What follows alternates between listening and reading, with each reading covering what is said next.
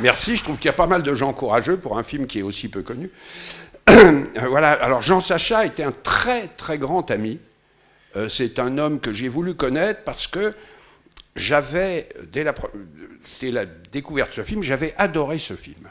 Moi, j'étais un fan d'Eddie Constantine, je suis resté un fan d'Eddie Constantine, j'allais voir tous les films d'Eddie Constantine. Au bout d'un moment, après les premiers qui étaient vraiment pas mal, même La Môme vert de gris est visible, mais le Jean Sacha, qui était le deuxième, qui aurait dû être le premier, puisque c'est lui qui avait eu l'idée de distribuer Constantine, et vous verrez très bien que le film montre que tout est basé sur une surprise, qui, quand le film sort, n'est plus une surprise, puisqu'il y a déjà eu La Môme vert de gris avant qu'il le révèle. Et Sacha en était furieux de ça. Il avait été trahi, peut-être par Constantine et par les films Borderie, qui avaient piqué le sujet. Et donc j'adorais. Moi, j'allais écouter Eddie Constantine à l'Olympia, j'avais tous les disques, je connais des chansons par cœur encore d'Eddie Constantine. Vraiment, c'est dans le disque qu'on a fait sur Voyage dans le cinéma français, le double CD de Universal Music. J'ai pu arriver quand même, c'était des batailles avec Stéphane Le Rouge, j'ai pu mettre un truc d'Eddie Constantine. Moi, je voulais la chanson de ce film, qui était « Ah les femmes », hein, qui est une chanson toujours écrite par le pianiste de Constantine, qui était Jeff Davis. Lui, il a préféré Sabardet. Vous savez, chez mes mères à Chicago, c'est un coin bien rigolo. M'avait dit un de mes copains, vas-y donc, c'est plein d'entrain. Et tout ça, bon. Voilà. J'ai dû faire transiger et accepter Sabardet. Tiré de Ça va barder, le film suivant d'Eddie Constantine, réalisé par John Berry. Alors voilà, cet homme est dangereux. Jean Sacha, c'était un monteur. C'est un monteur, avant d'être monteur, vous avez vu mon film, il était cinéphile, il avait créé une revue qui s'appelait L'Ami du film, où il faisait les caricatures, les dessins, les critiques de films. J'avais donné un exemplaire de tous ces articles à l'Institut Lumière qu'il a perdu. Donc on a égaré cette revue qui m'avait été donnée par Jean Sacha lui-même, dans lequel c'était quand même, il parlait des travelling extraordinaires de Raoul Walsh, il interviewait en 1932 Rouben Mamoulian en disant quel est le plus grand cinéaste américain à l'heure actuelle, Rouben Mamoulian, et il y avait une interview d'une page de Rouben Mamoulian et une caricature, parce que Jean Sacha, qui avait fait les Beaux-Arts, était un remarquable dessinateur. Et on possède à l'Institut Lumière une cinquantaine de ces dessins qu'il nous a donnés. Voilà. C'était quelqu'un de très, très cinéphile qui venait sans arrêt au Nickelodeon. C'est là où j'avais découvert que c'était un fanatique de Delmer Daves et qu'il me dit « Mais moi, j'ai fait un petit hommage à Delmer Daves, vous le verrez dans ce film, il y a un moment de caméra subjective, et c'était en hommage aux Passagers de la nuit que j'ai voulu faire un truc comme ça. » Voilà. Donc, il avait été critique, il avait été monteur notamment de pas mal de films, dont le roman de Werther de Max Ophuls, et il m'avait dit « C'est moi qui ai donné à Ophuls l'idée d'utiliser deux pellicules, de l'orthochromatique et de la panchromatique, pour avoir, pour certaines séquences, des séquences teintées, comme les films muets, et d'autres. Et j'avais vu, je crois, venant de la Cinémathèque suisse, à Lausanne, j'avais vu une copie, en effet, dont une partie des scènes était teintée, et Sacha revendiquait l'idée. Et puis il a fait quelques films. Celui-là a été un triomphe, et à la suite de ça, il a eu 4 contrats, et les 4 fois, il a choisi des sujets. C'est même assez incompréhensible qu'il ait choisi certains sujets. Et même s'il y a des films qui sont intéressants, pour les quelques fanatiques, je peux vous conseiller, qui vient de sortir en DVD chez René Château, il y a La soupe à la grimace, qui est, avec Cet homme est dangereux, son meilleur film. Et qui est un film qui a une particularité où tous les acteurs, Georges Marchal, Maria Mauban, Dominique Wilms, Grégoire Aslan, qu'on trouve aussi dans ce film, et Noël Roquevert jouent des Américains. Noël Roquevert s'appelle Tony.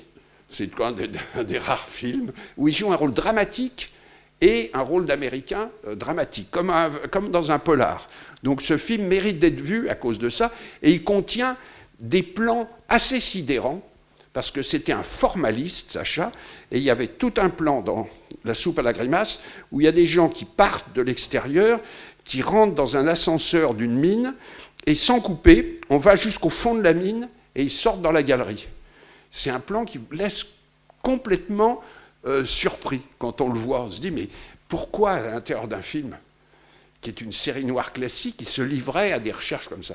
Et alors là, vous en avez beaucoup de recherches. Et ces recherches, elles viennent de quoi? De ce que, dans ses moments de monteur, dans son activité de monteur, il a travaillé avec Orson Welles. Et c'est à Sacha qu'on doit tous les premiers montages, les premières versions d'Othello qu'il a montées. Et il avait une adoration pour Welles. Et vous allez voir un film qui est totalement influencé par Orson Welles. C'est-à-dire toujours la caméra au sol, très courte focale, des plans avec un rapport sur les perpendiculaires, les lignes qui n'existent pas dans le cinéma policier français de l'époque. Ça, c'est très, très marrant, très intéressant. Et il m'avait donné des détails très intéressants. Il m'avait dit, le premier montage d'Othello, il y avait beaucoup plus de plans très longs. Et après, Welles, au fur et à mesure, il perdait confiance dans son film et il voulait, comme ça, hacher de plus en plus le montage. Et ça, je me disais que j'ai toujours un regret. Il y avait des moments où il y avait plus de plans formidables, de scènes tournées presque en un seul plan, un peu comme dans Les Amberson, et qui, au fur et à mesure des versions, puisqu'il y a eu un deuxième montage, et il y avait un moment, je crois que le premier montage de Sacha était présenté au Festival de Venise, et il y a un moment où les deux montages circulaient. Parce que moi, j'ai vu au Celtic une version qui commençait par des travelling dans les canaux de Venise, et le générique était dit par Welles là-dessus, par sa voix, et il disait « The film was edited by Jean Sacha », et puis un autre type qui avait fait la deuxième version. Et ce générique, je ne l'ai plus jamais revu dans les autres versions de Othello. Donc ça, voilà. Donc ça, c'est ce que vous allez voir dans ce film visuellement, et je pense que vous serez sensible à ça.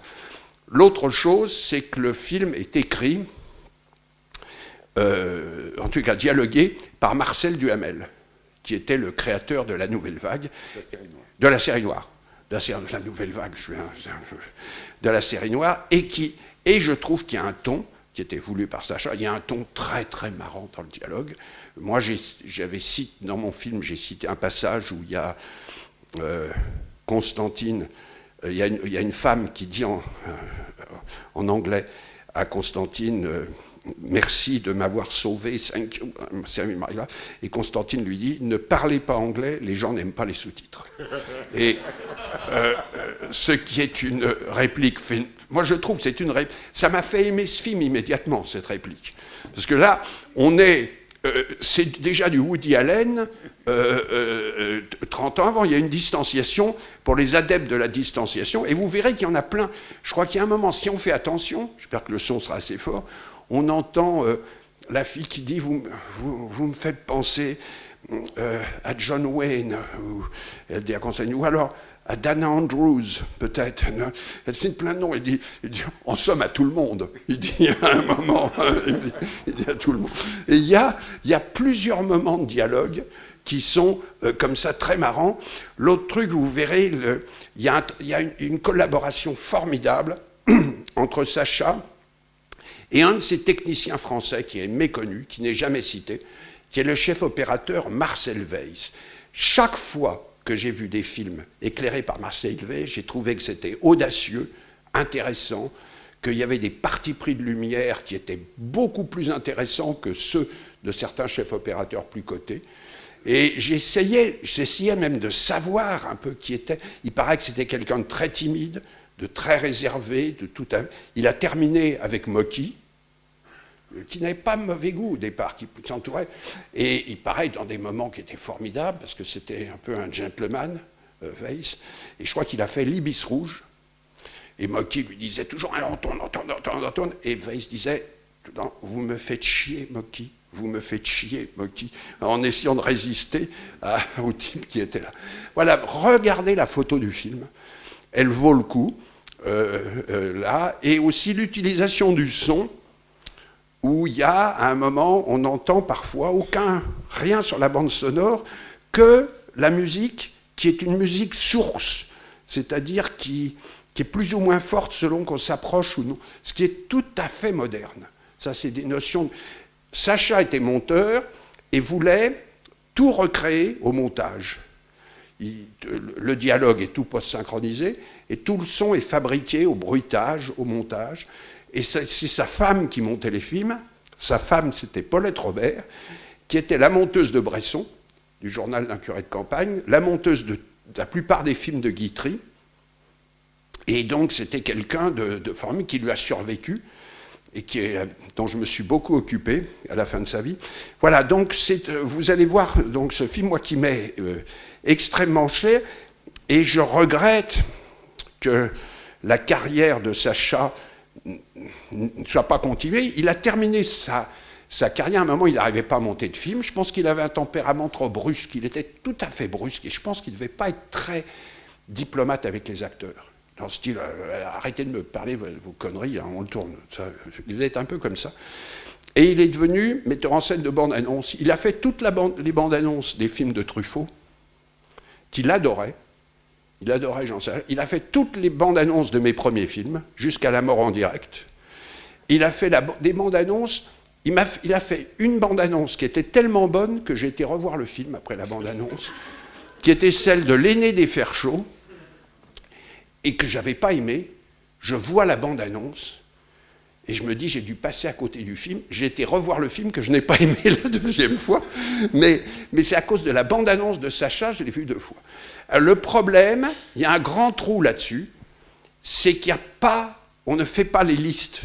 Les auteurs de bandes-annonces ne sont pas répertoriés, n'étaient pas jusqu'à un temps très précis répertoriés comme auteurs, et il est difficile de trouver et de pouvoir avoir la liste totale de ces bandes-annonces. Lui, il me disait qu'il avait fait la bande-annonce en France, qu'il avait créé le poste de metteur en scène de bande-annonce avec la fiancée de Frankenstein.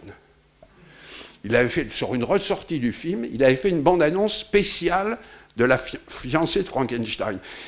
Ce qui montre qu'il y a tout un pan au sort du cinéma sur lequel il faudrait investiguer là-dessus pour voir quels étaient les gens qui faisaient les bandes annonces et dans quelles conditions ils faisaient, et si parfois ils utilisaient des plans ou des scènes qui n'étaient pas dans les films.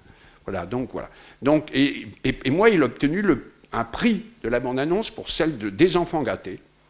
Il avait fait une film qu'il avait obtenue, je crois qu'il y a eu un festival qui a duré 2 ans, et j'ai gagné une sorte d'ours d'or, de lion d'or, de la bande-annonce pour un truc de Jean Sacha.